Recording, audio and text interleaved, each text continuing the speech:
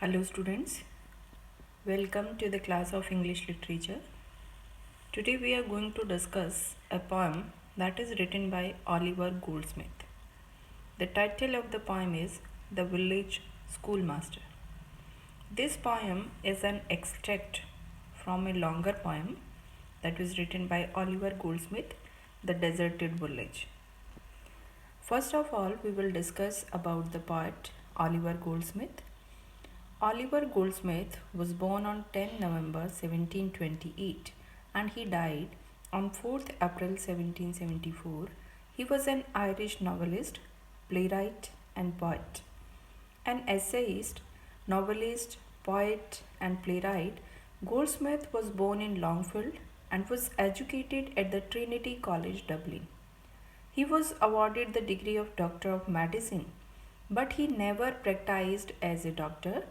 He travelled to Europe in 1756 and eventually settled in London. He worked as a writer and was friends with the artistic and literary luminaries of the time, including Samuel Johnson, James Boswell, Sir Joshua Reynolds, and Edmund Burke. Goldsmith is author of the essay collection The Citizen of the World, that was published in 1762, the novel The Vicar of Wakefield, that was published in 1766, the plays The Good-Natured Man and She Stoops to Conquer, and the poetry collections Traveller or a Prospect of Society was published in 1764, an elegy on the death of a mad dog was published in 1766, and The Deserted Village, a poem, was published in 1770. The poem which we are going to discuss is taken from, or it is an extract from the poem The Deserted Village, a poem. There is short introduction of the poem which we are going to discuss. The Village Schoolmaster by Oliver Goldsmith, as I told you earlier, is an extract from The Deserted Village. The poet describes the village Aubonne that is modelled on his own village, Lessoy. The poet returns to the village and finds it deserted. He describes the sights of the muted village, and the villagers have abandoned it and have gone to the cities in search of wanton wealth. This extract is focused over the village school and gives a character sketch of the village school master who taught at that school. The poem is light-hearted reflection of his village schoolmaster, Mr. Thomas Paddy Byrne. The poem also gives an account of the views of the children as well as that of the villagers of Aubonne about the schoolmaster. As the poet himself was a pupil of the schoolmaster, he is able to create an authentic picture of him. Now we will read the text of the poem.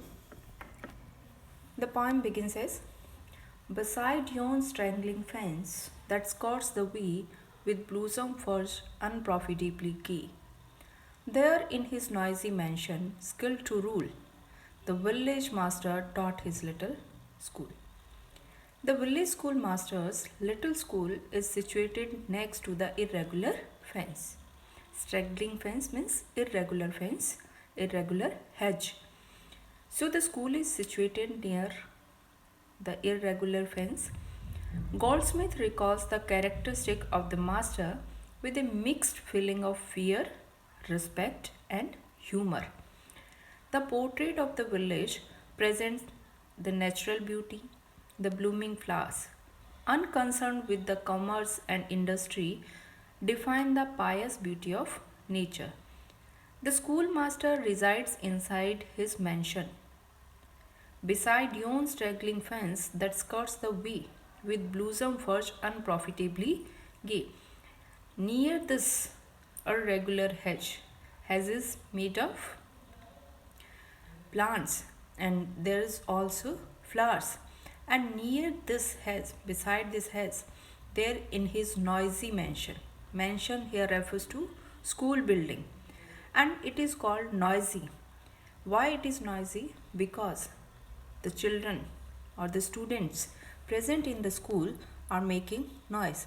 So here we can see noisy mention is an example of transferred epithet, because mention is not noisy. Building is not making a noise. It is the students who are making noise. So that's why noisy children. Children, at the place of children, here the word mention is used. In his noisy mention, he is skilled to rule. He has got skill. The master is skilled that how to rule at this place at his school.